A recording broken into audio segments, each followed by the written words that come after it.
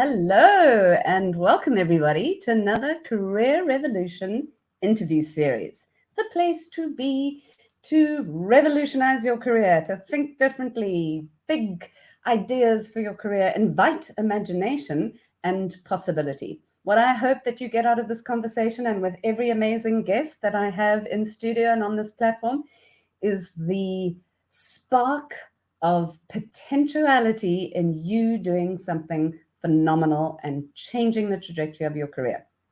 So, without any further ado, I'm going to introduce you to my guest today, who is Elizabeth de Stadler, a rehabilitated lawyer.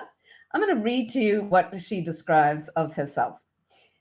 I call myself a rehabilitated lawyer. I've been a litigator, a corporate lawyer, and a privacy and data protection specialist. Now, I'm a legal designer, an unprofessional speaker, a plain language fanatic, and at parties, I tell people that I'm a cattle inseminator so they don't tell me about their forking divorces.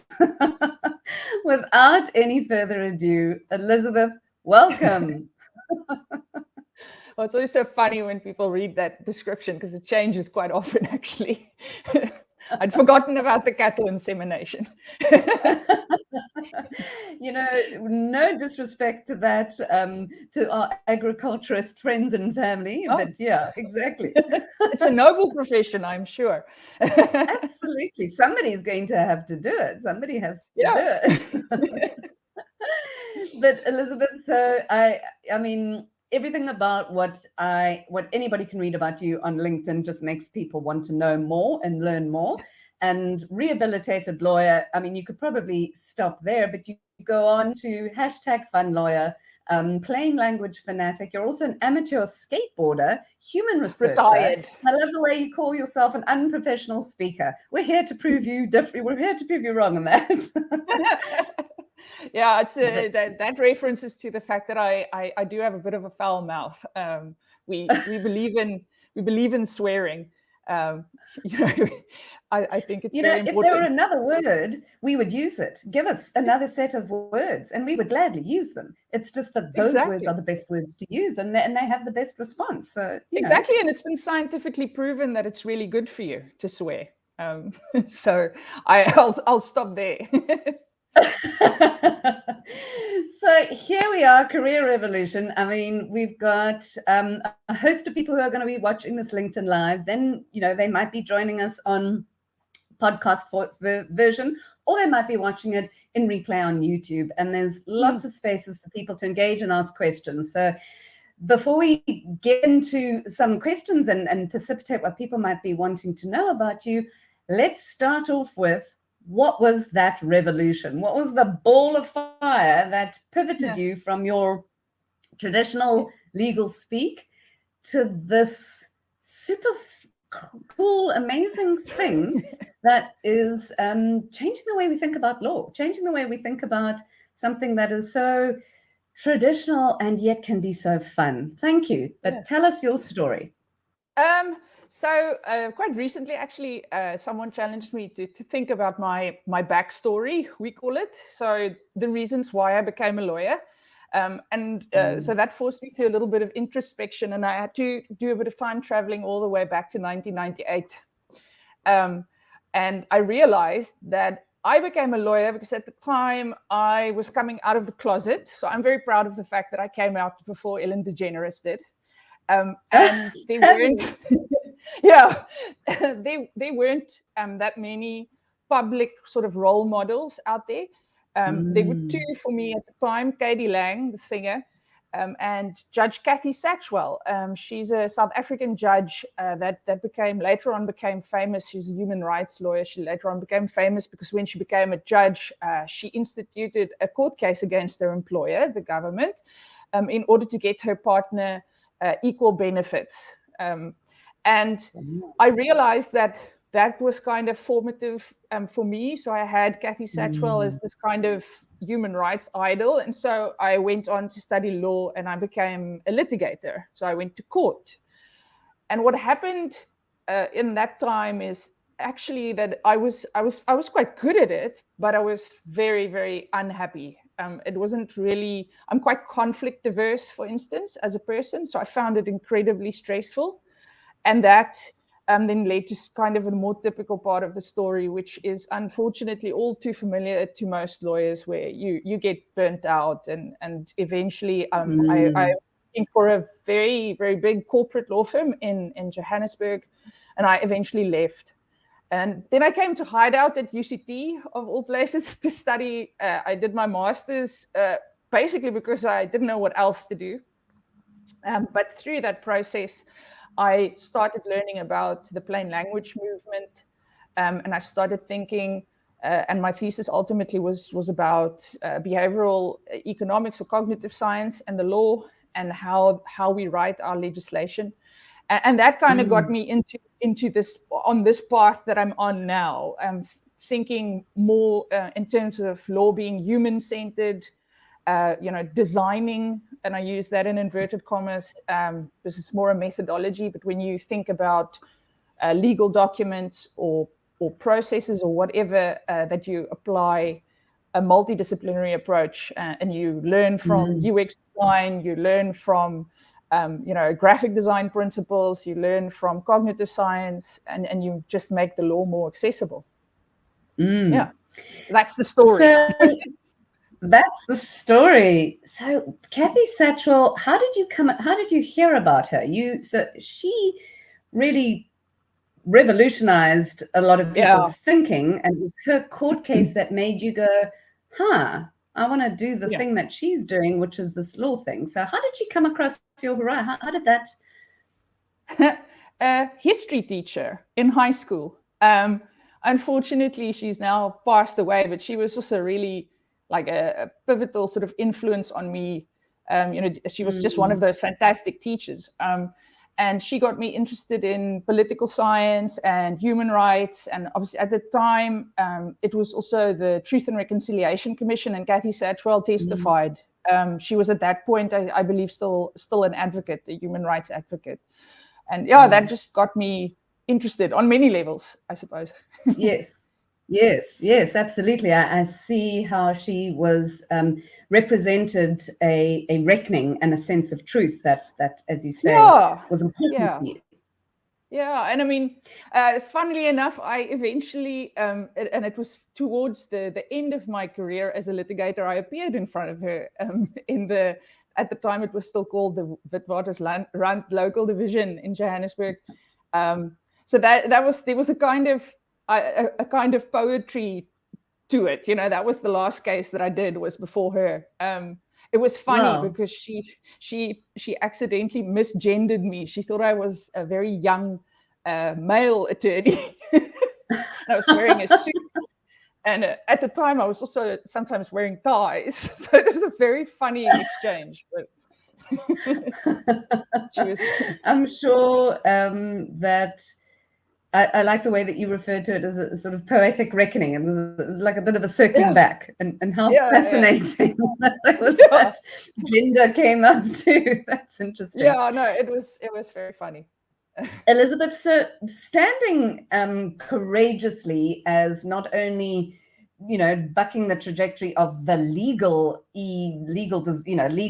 world and fun lawyer, rehabilitated lawyer, but also being proudly homosexual before Ellen DeGeneres made it attractive to do it, before Ellen DeGeneres gave us all permission to sort of like, it's fine, we can talk about homosexuality.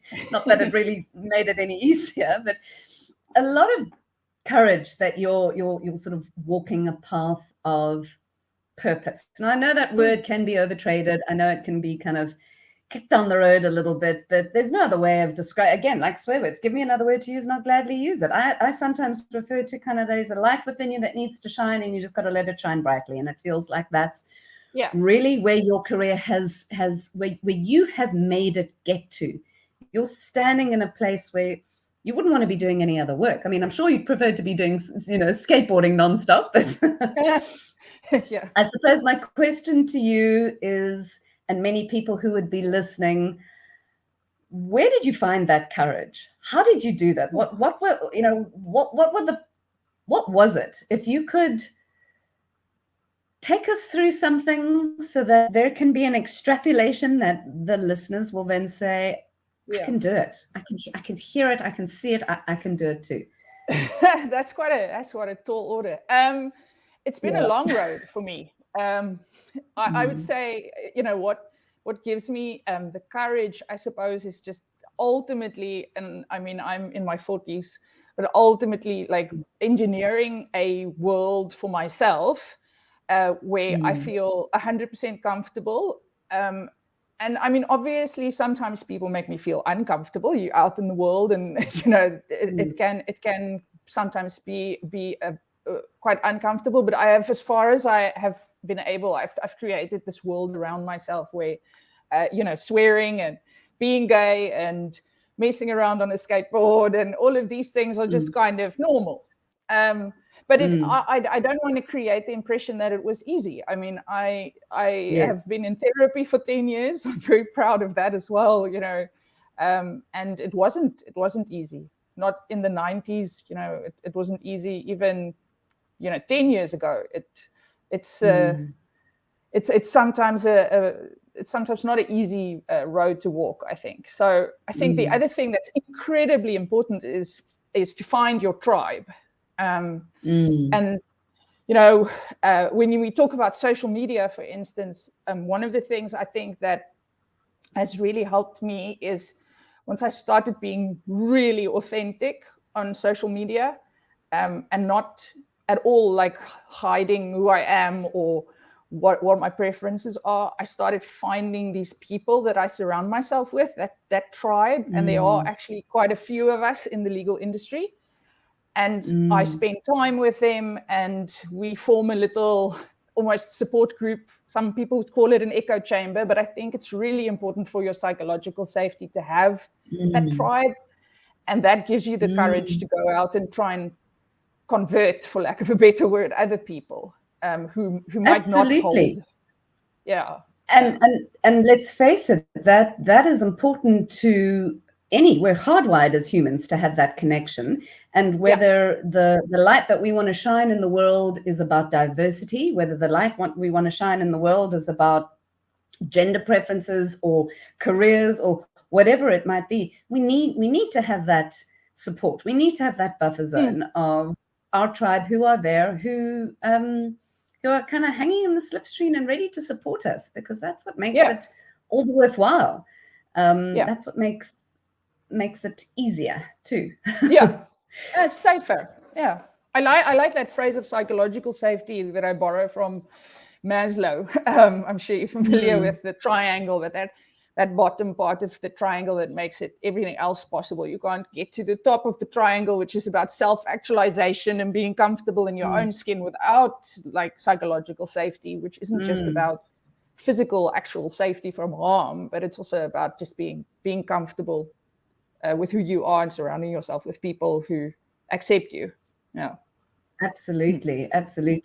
Your story is amazing, and you wear your heart on your sleeve, and that is why that your who you are and who you show up with, how you show up online, and certainly on LinkedIn, is just so refreshing and so exciting, and it's magnetic. I mean, everything you say goes viral. People just are so excited by the things that you say.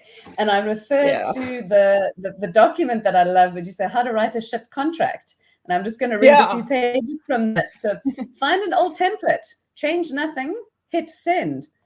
Include all of the things. Clauses that aren't relevant, don't worry. Throw them in as well. Use 3 words, even if one will do. Why say void if you can say null, void, and no force in effect whatsoever? And the rest goes on. So your work really is to simplify this legal speak, make it more human, make it relate to people, get contracts working for people, right? Tell us about that. Yeah, so that part's actually a little bit genetic. I grew up, my father was a professor at the University of Stellenbosch. He's now retired. And he worked in a field which at the time was brand new, called document design, which is sort of a subfield to information design. So I grew up in a household where language and words and being focused on on your audience was kind of just part of how he worked. Him and my mother, they retired now. Now they write dictionaries. Never play Scrabble in our house. It's like crazy. So when I kind of came up for air after being a corporate lawyer for a while, it just kind of made sense. I also had information design as one of my majors at university. And that post that you are talking about, that carousel, was actually created by me and one of my business partners, Liesel van Zyl. She's an information designer. And so we work together when we work on contracts, whether they're terms and conditions or supply agreements. When we work on all kinds of legal content, actually.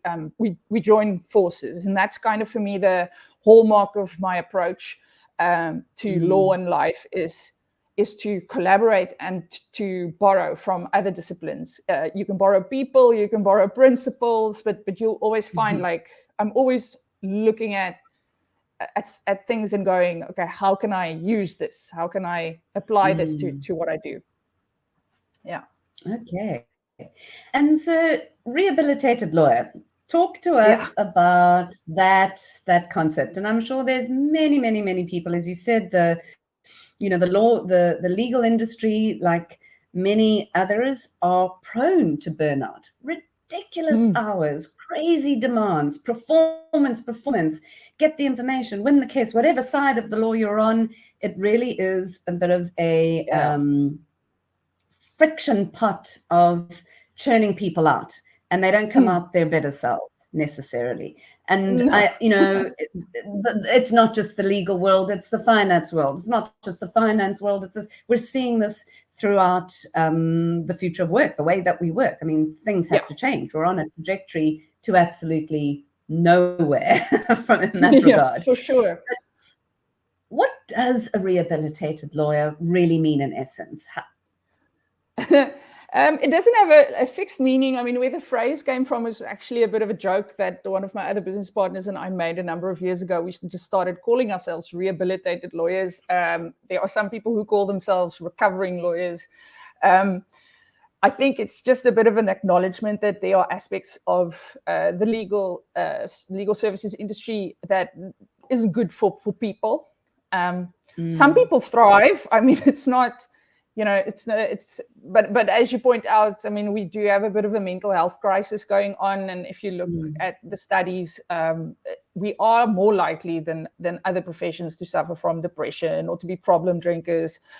So, there is definitely a problem.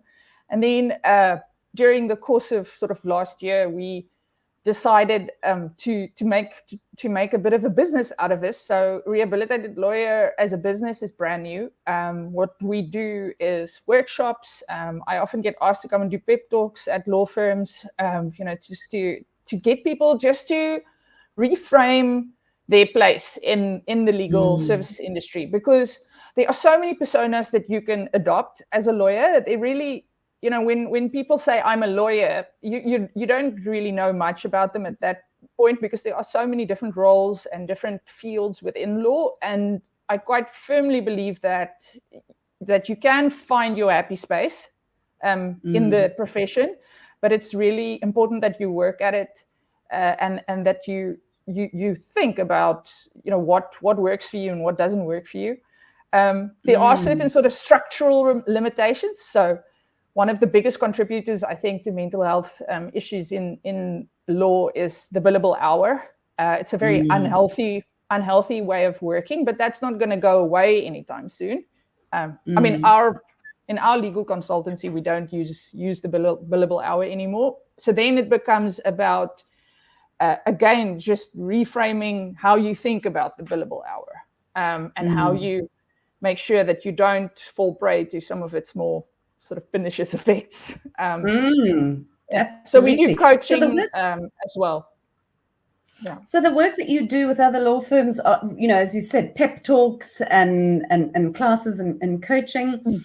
It's phenomenal. I mean, I can imagine these traditional law firms who would not subscribe to necessarily everything that you are wanting to shift the industry to, yet they'll bring you in to talk to their teams who they know need that pep talk and that breath of fresh air. And as you say, that reconnection back to what part of the law really do you enjoy. So you're kind of career revolutionizing every day when you get to go to these, junior lawyers, young lawyers, and sort of helping people. You inherently are the Trojan horse that's going into these law firms, and it is a little bit like a Trojan horse, yes. Yeah, and imparting some big revolutionary ideas and thinking. So well done in that. How did that? Well, it's fun. Really, it's as simple as that. It's very rewarding. We've always, what we realized is we had been doing it for a while. I do talk a lot to other lawyers, and when I do keynotes and things like that, it tends to be around how to have fun in law. That's where the humor, the study of humor comes in. That's one of my favorite topics, is to talk about the place of humor in legal content and how it helps people to understand things. So it's just kind of a continuation of something that we had always been doing, and now we're just starting to give it some structure. So in the business, is to think about, okay, what is the syllabus possibly going to look like that you have to follow in order to become a rehabilitated lawyer? It doesn't have a fixed meaning, definitely not. But there are certain sort of principles, I would say, that you can apply. Nice. Yeah. So I'm going to ask you about the principles, but I want you to just tell us a little bit more about how humor helps legal contracts and how that works. So the mechanism of humor really is the wheels of the Trojan horse. I mean, it's people who follow me on LinkedIn and who've seen some of my talks will know I have an obsession with pencils, and I have a pot of very large, oversized pencils on my desk. And where that comes from is studies that have been done in the field of cognitive science around humor and dopamine and all of those nice drugs in your brain, and the easing of what is called cognitive load. So cognitive load refers to how difficult a particular thing is for you to understand. And I think we can all agree that contracts are especially difficult to understand. And what is interesting is they're difficult to understand for lawyers as well as people who aren't lawyers. So one of the things, and where the pencils come in, is there was an experiment, and I like to think that they gave the two groups a contract to read, but it could have been another difficult technical text.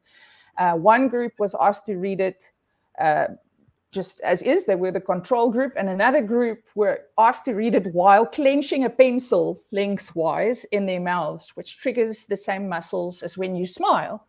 And when you smile, that triggers the release of, amongst other things, dopamine. And it turned out that release of dopamine causes cognitive ease. So the opposite of cognitive load. It just makes it easier for you to understand difficult things. So we always say, humor has a place in contracts. I'm not suggesting that it's always appropriate. Obviously, you have to be very careful. Humor can backfire. It's all about what is called a benign violation. I'm a walking benign violation. What that means is I make you uncomfortable, and then I make you comfortable again. So it's not, there's no long-term harm. But often, that's kind of the mechanism that is used in humor. At first, you feel a little bit shocked or surprised or a little bit uncomfortable, and then comes that ease afterwards, where we tell the punchline, and it works very well in contracts. So that's one mechanism. And I'm so intrigued, and I think that's phenomenal. That just the experiment, the thought of somebody holding, a huge, large pencil in their mouth to enable them to understand the contract. Brilliant, absolutely. But I mean, it's not that new, right? So UX designers talk about delight.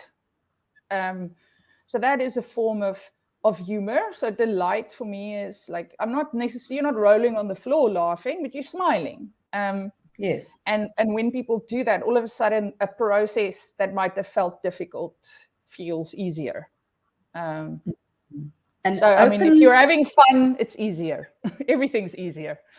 Absolutely. Opens the brain to that possibility. I mean, it's the work in which I do as a career strategist. I work very hard in my process to make it fun, to meet people where they're at from a career, I need to revolutionize myself, but I don't know where to begin perspective, but not in the kind of trajectory of an HR conversation, KPIs, this is where you need to upskill yourself, because I couldn't think of anything with the greatest of respect more soul destroying, rather possibility, imaginations over. So I do tend to bring that sense of humor and laughter, but it's situational, right? As you say. I mean, we do. There are parallels, I think, between legal and human resources. I mean, it can be quite soul destroying. Human remains. That's a good one. Elizabeth, how did the legal industry react to you when you started saying, we need to have fun law, we need to bring humor into our contracts, we're rehabilitated attorneys, and I'm going to start dropping some F-bombs, and I'm going to look like I might be a male junior attorney when I go to the High Court, but I'm not. I mean, it wasn't a sudden reaction. You've lived your truth. You've walked in this purpose path for some time, I think, and slowly built to where you are now. We get you at the complete revolution. But what was the reaction like?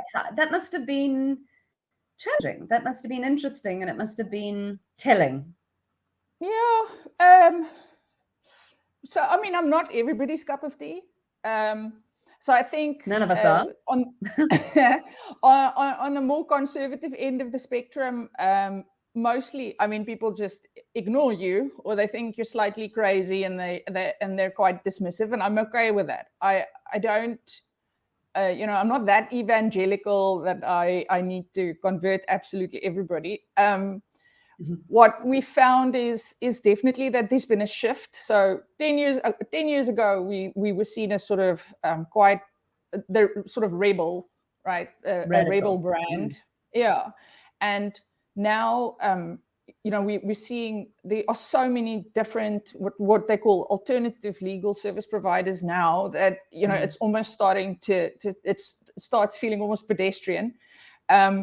But there's a massive range in the legal industry, from the very conservative old school lawyers don't even have a computer on their desk, still sending faxes, to people like us on the other end of the spectrum that's really thrown out pretty much all of the traditional ways of doing things. And I like that diversity, to be honest. If it works for you, it works for you. I don't. I don't, as I said, we're not that evangelical about one way of doing things over another. It's more just about finding a way of doing things that makes you comfortable. Obviously, when it comes to making legal content understandable, when you go to the more traditional end of the spectrum, there is quite a lot about how legal services are rendered that doesn't work. So that is there. I get a little bit more strident, I would say, or almost a campaign a lot for plain language, because the science is in, right? What is the point of writing legal opinions, writing contracts that no one can understand? There is no point to that. And so there, I that's why I use the word fanatic in my profile. I'm a bit of a fanatic there. But there, what we do, how we try and convince people is to say, look, it's not me saying writing in plain language is better. We do a lot of usability testing. Other people do a lot of usability testing. And so we take a very, very scientific approach to this. And that is in no small part because, we look a little bit crazy, but the approach is solid. So you have to find ways to convince people. Well, thank you for finding those ways, because I think those feasibility studies, I don't know anybody who's experienced a legal contract and been able to say, I know what's going on. I feel as if I've got a handle on this, the Yeah, there traditional are street examples.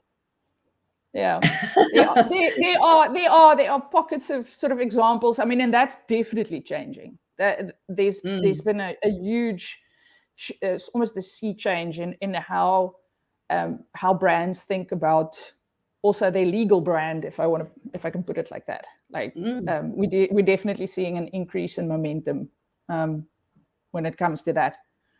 Wonderful. So just in terms of what's next for you, where you're kind of heading, I'm going to sort of ask the questions of the future of where the Rehabilitated Lawyer goes. I mean, you've got this super cool company with your partner, Liesl, Plain Jane. You do the coaching and the teaching and the work with law firms. I really would love to see you on lots of more stages, keynote speaking in your unprofessional speak term. I think that sense of humor and that realness is what South Africa and what the world needs. Have you found that your LinkedIn profile has taken you globally? Have you had that interest in that connection in the global stage? Yeah, it has definitely. It's again something that's picking up momentum. We are a little bit isolated down here in South Africa, and I think COVID made that worse, but we're starting to see sort of the interest for international conferences and stuff like that. I still have my legal services consultancy business where we do advice and write contracts and things. And then, as you mentioned, Plain Jane, that's our plain language agency. But Rehabilitated Lawyer is what makes me really excited. So we are looking to scale that. And that has the potential, I think, to go global, because I think that the problems that we are trying to help people solve, that they are universal. They're not, bound by a particular jurisdiction. So the hope definitely is that we get to be on more stages on other continents, and that we help lawyers just be happier and work better. Fantastic. So Rehabilitated Lawyer is a movement. I mean, it's a community. It's you found your tribe because of that psychological space that you referred to, but you now are creating a tribe for many others to find it, no matter where they might find themselves on this legal career and where they might find themselves on this life path. So is Rehabilitated Law, I mean, it could be a membership-based community. It could grow into something phenomenal. I mean, what an awesome platform you've created. That is the plan, is to create this community. And obviously, in the future, like right now, we mostly rendering services to law firms. So helping them with, their wellness in the firm, but also to teach new skills. So like the things that we've been talking about in cognitive science, like legal design methodologies, things like that. And then, as I said, we also do individual coaching. But the idea is definitely to build this out into a community where people can just have access to cool content, cool events. We're even thinking we're definitely going to have some swag sometime soon. Definitely. I don't know if you saw, but my advisory business Novation, we sell CBD gummies, and then we have our own wine label called Billables and Burnout. so there'll definitely also be goodie boxes one day in the future. But yeah, we're looking to build that out. Fantastic. That sounds so amazing and so exciting. Thank you for having the revolutions that you've had in your career along the way, and for choosing courage over comfort, and doing the thing that doing the thing that that you need to be doing, and that you keep on doing it, and you keep on doing it, because that light inspires the hearts and minds of others to do the same. So I want to ask you about a revolutionary tip. And I do want to just say we didn't loop back to the different kind of pillars of what a rehabilitated lawyer is. So perhaps if we can just dip into that quickly, and just, if you wouldn't mind giving us a little bit of an overview of that, because I know that we've got lots of people within the legal industry who are going to be listening, hearing, and following this. I mean, it's fine for you to say, listen, just hop onto my LinkedIn profile, join my next, where could they get that information if we're going to run out of time for you to share it here? So Rehabilitated Lawyer and myself, for that matter, we play mostly on LinkedIn at the moment. So Rehabilitated Lawyer's got a LinkedIn page, and on there you will find all of the pillars of what we believe a rehabilitated lawyer is. But obviously, as I said, it's not really a fixed state. I think the thing that characterizes it the most is being open to influences from other disciplines, from other people. And that kind of segues nicely into my revolutionary tip. I go old school for this one. I think one of the most important things that a rehabilitated lawyer has is a very deep and abiding sense of curiosity. In myself, it manifests in reading. And that's what's a little bit old school. So I think people should go back and hit the books. The one that I am recommending to everybody at the moment is a book called Range. The surname's author is Epstein, so I'm always scared that I give the wrong Epstein. But anyway, Range is a fantastic book because for me that is what a rehabilitated lawyer has is range and curiosity about how things work and how to make things work better. Fabulous. Thank you, Elizabeth. Thank you so much for your time. Thank you for coming into our Career Revolution studio and sharing some of the really amazing trajectories that you've gone through personally and within your career. This conversation was, more than what I expected in terms of being so exciting and so completely open and honest. And it's just a pleasure to know you and be connected with you on LinkedIn. So any comments or any questions, we're going to get lots of information about where to find Elizabeth and where to follow. As you said, her page, Rehabilitated Lawyer, is there. But thank you very much. Thank you for your time. I so appreciate it. Thanks for having me. Bye-bye. Cheers.